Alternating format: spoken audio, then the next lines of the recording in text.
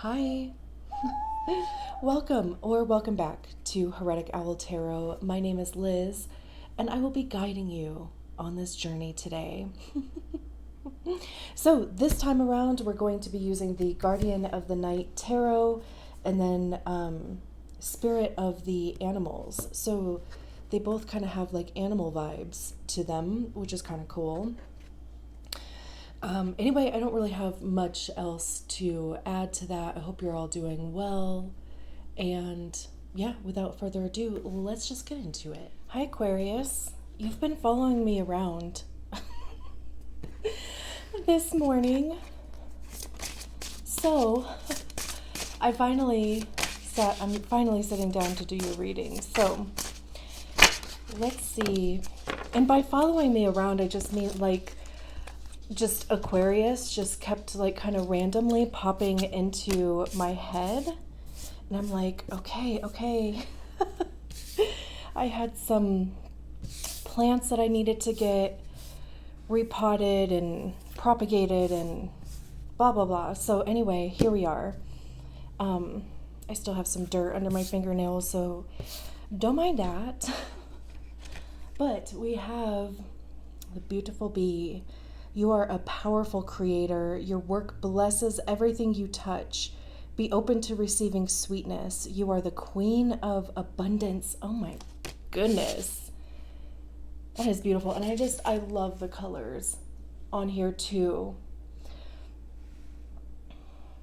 A lot of yellow, solar plexus energy. We got some blue for the throat. Love that.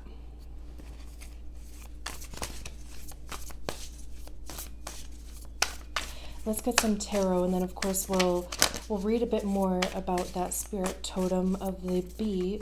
Whoop.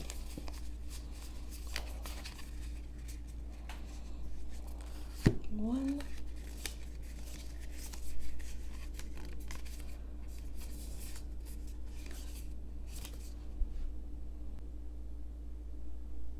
I don't usually do this, but let's go with it. Because there's 6 cards. That's the exact amount of cards that we need. So, hey, Aquarius just has to be different, right? I'm here for it. Good for you. So we have the 7 of Pentacles, the 5 of Wands, King of Pentacles, 5 of Swords, Justice, and the Sun. Oh my gosh. And then we have the Page of Swords at the bottom of the deck, 3 of Wands, Strength. Okay. So let's see what more we can learn about the bee. It says community, cooperation, hardworking, diligent, royal, kingdom, family order, love, success, sexual, stinger. Bees are honored as a good omen for success and powerful symbol for royal families throughout the world. Life in the hive represents the harmonious kingdom. Bees characterize meaningful communal activity, hard work, and diligence. Bee can be a great friend, but misfortune will come to those who harm the hive. Their stingers are always ready to protect. All bees are pollinators, and they are considered to be the most useful insect in nature. They are productive, focused, and do not get sidetracked from their goals. Bees remind us that joy, purpose, and the sweetness in life can be found in cooperative work for bettering the world. Because of the bees' many industrious traits, they represent good fortune in business matters. Adopt bee as your personal symbol for a never-ending creation of abundance. If bee is your totem, you are on a beeline to success. Like the mysterious bee in flight, you will accomplish what others cannot. Your busy as a bee nature brings unfailing energy, robust health, and longevity. Embrace the bee's life secret. Be productive while the sun shines. Become fully engaged in your creative endeavors and enjoy the flower. Enjoy the flowers. Do these and all good things will be yours. I absolutely love that for you. And I love too that we have the King of Pentacles and the effing Sun at the end of the reading. Like, are you joking me right now?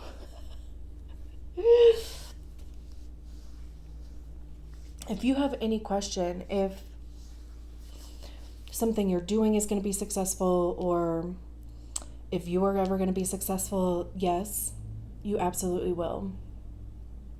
It's just unfortunate that like our timeline and divine timing is like two completely different things, right? But anyway, and you know, we start with the Seven of Pentacles and the Five of Swords, which tells me that you've been putting in a lot of work into either creating a business, creating a community, even, you know, like if you are like climbing the ladder, you know, in your career, you know, it doesn't necessarily have to be, you know, like your own business. It can definitely be a career, because the Seven of Pentacles is all about, you know, understanding that you do need to focus your energy into a thing in order to actualize it. It's also a bit of, you know, this kind of like personal or internal conversation about, is this something that I want to put my energy into? And especially with it paired with the Five of Swords, which, you know, swords are air, you know, so very much your energy. But fives are kind of transitionary energies. They're not anything to pitch a tent and get stuck in. They get you from one place to the next. And, you know, change can be hard sometimes, because, you know, like growth spurts, right? Like growing pains. It can be uncomfortable.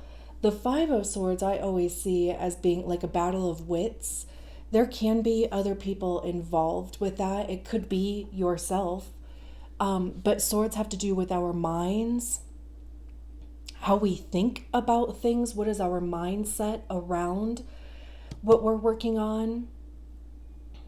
I also see swords as being the suit of ego, because that's generally where we hear our ego is in our minds, and our ego is created by the stories that we attach to experiences, feelings, whether they're true or not, whether they're ours or not.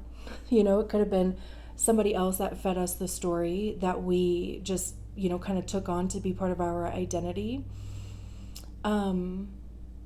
So, you know, it could be a lot of this like internal conflict, imposter syndrome. You know, like you could be at a glass ceiling and, you know, just really trying to like work on your mental space to get you past that, to break that glass ceiling. Because also in the Seven of Pentacles here, which is kind of interesting to me, is that the spider, and I'm sorry if you have an affliction to spiders, you know, sorry, but there's 7 different webs here, and the spider is just kind of down here like watching. So it's almost like, you know, if you've casted mini nets to see what you're going to catch. You know, I mean, there's a pentacle in each one of those webs there. So again, you know, it's kind of like deciding which thing you want to put your energy into. You could have a lot of different irons in the fire too, and that could be causing this internal conflict. And, you know, if there is somebody else involved, whether that's a romantic partner, business partner, you know, it could be your family, chosen or biological, you know, it could be your friend group that, you know, is just kind of giving you some grief about how much time you've been putting into your business and how little time you've maybe been putting into the relationship with them. And then we move on. It's interesting. We go from the Five of Swords to the Five of Wands. So, yeah, you know, I mean, clearly, you know, changes going on. But again, I keep getting this feeling about growing pains. Maybe you had to like come up with different systems. Maybe you had to, kind of tweak your schedule to fit multiple things. But the Five of Wands is about like training and conditioning. I always think of Mulan when I see the Five of Wands. Because please tell me you have seen Mulan. If you haven't, let's watch it together. But when they go to warrior training, it's a hot effing mess, right? I mean, the prince or whatever he is like, there's no way I can get these people ready for battle, right? And then something happens. Well, I mean, Mulan happens, right? But like something happens, and then all of a sudden, like they're there, right? They're focused, they're training.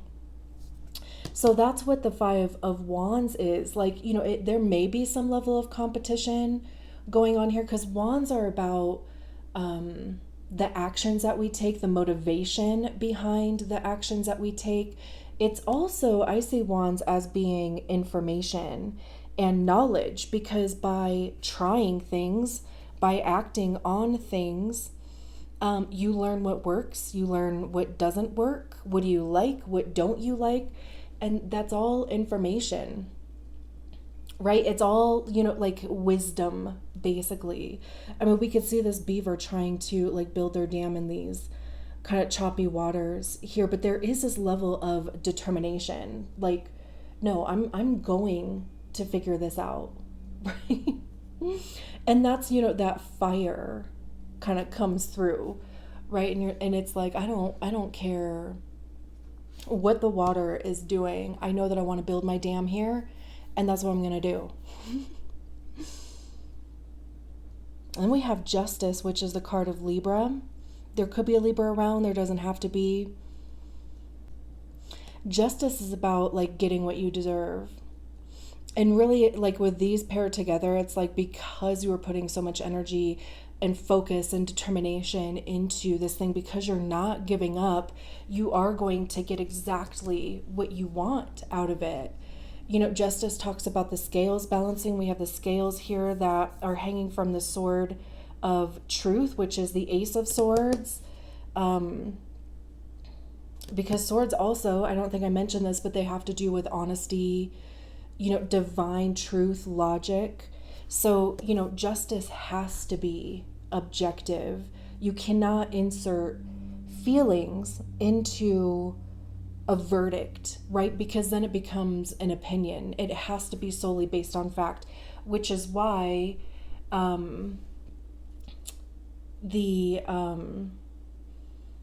my God, I want to say like Lady Justice, but that's not the right term. They're usually depicted blindfolded.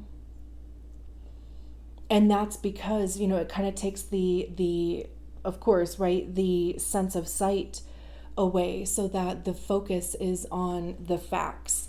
So, and this is also an air card. This is your sister, air sign, Libra. But yeah, so this, it has this feeling of, because you are, or even just this validation of the work that you are putting in, the actions that you have taken, what you are learning from this experience is going to get you exactly where you want to go.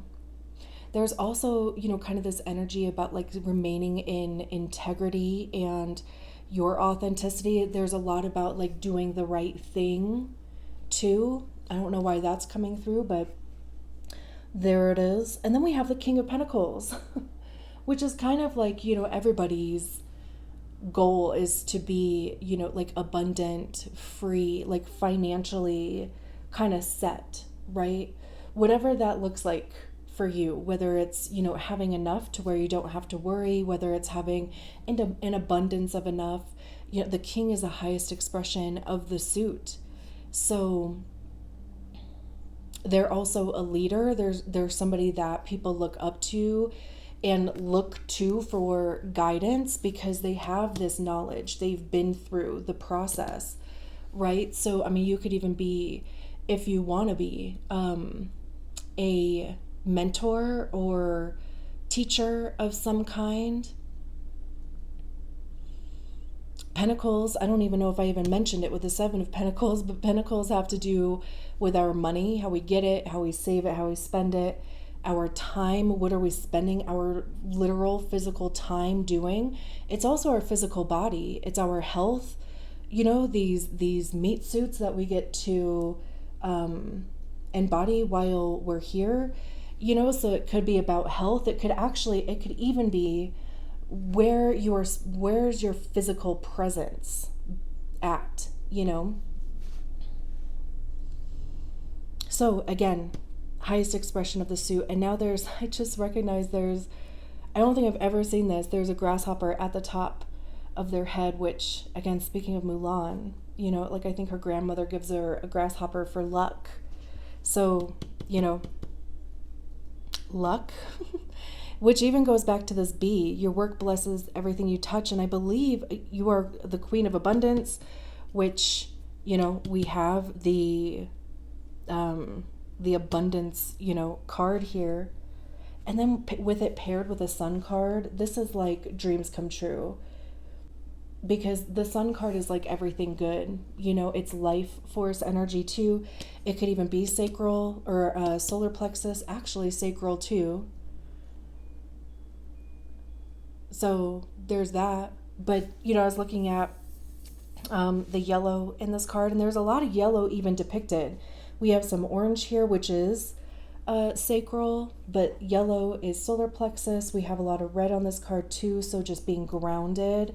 We have these two earth cards here, so just practical, being grounded, efficient, problem solving, chilling, just literally dreams coming true here. Even probably better than maybe you expected. It's interesting that we have this Page of Swords at the bottom of the deck, and it's kind of like they're looking at this whole reading, right? They're standing again on the Ace of Swords. That's also in the Justice card. Pages are the novice, I call them the apprentices. It's like you have to start somewhere. This could even be a new idea. This could be discovering a new truth about yourself or about something that you're doing. But, if you do have a new idea, then it seems like the energy is available to act on that, because the Three of Wands is about taking that action. It's like taking those first steps towards a thing. It's also about like broadening your horizons. It kind of even looks like this bird is surfing on this wand. I don't know, that's so random, but maybe you want to try surfing, I don't know. It could even be like having some fun, inserting fun and play into, like giving yourself a little bit of a break, right? Especially if you've been in like full on work mode, like if you've been grinding for a while, this is, like allowing yourself to stop and smell the roses. I think did it literally mention that in the book? Be productive while the sun shines, become fully engaged in your creative endeavors, and enjoy the flowers. That's interesting that this card came out with a book.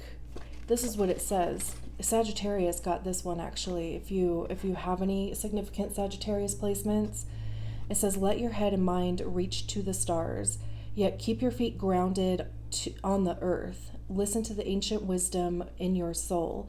The ancestors speak through you. You know much. How perfect is that? This card has everything to do with, and again, even if you just want to go listen to the first part of the Sagittarius reading, because I read from the book for that card too, but it talks about, being connected to higher consciousness and receiving downloads from ancestors, and it's very like mystic and intuitive. So again, if you feel called to, even like I said, even if you just want to watch the first couple minutes of that. And then we have Strength, which is the card of Leo, and strength again is this determination. It's the inner strength, you know, perseverance. It almost kind of looks like this mouse is like standing up to this snake here, like kind of defending themselves. There's this heart here in the middle, which is interesting because we have the Three of Swords next.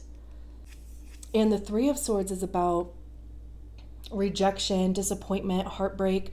But again, with it being swords, it's how those stories, or how that feeling, that experience, like the stories that we've attached to it, and how that lives in our minds. So there could even be some level of healing going on here. Because again, like I was saying before, if you are at a point of, you know, like you've reached your glass ceiling and it's about like pushing through that glass ceiling, this would be what is preventing you from doing so.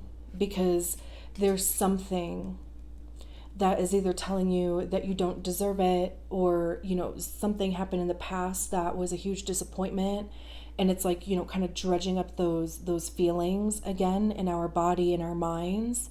So, you know, it's almost like this feeling of pushing through that, and it's like that is the way to heal whatever this is. And right on the other side of that is the Eight of Wands, which is fast moving. Things start, you know, proceeding forward. It could even be communication coming in, or just kind of having that, like, that conversation that changes things. Or the Six of Swords, again, both of these cards are about like moving forward. This could be travel. Interesting. No wonder Aquarius was following me around, and I'm glad that you did. I'm so grateful to read your cards. Thank you so much. I'll talk to you soon. Bye.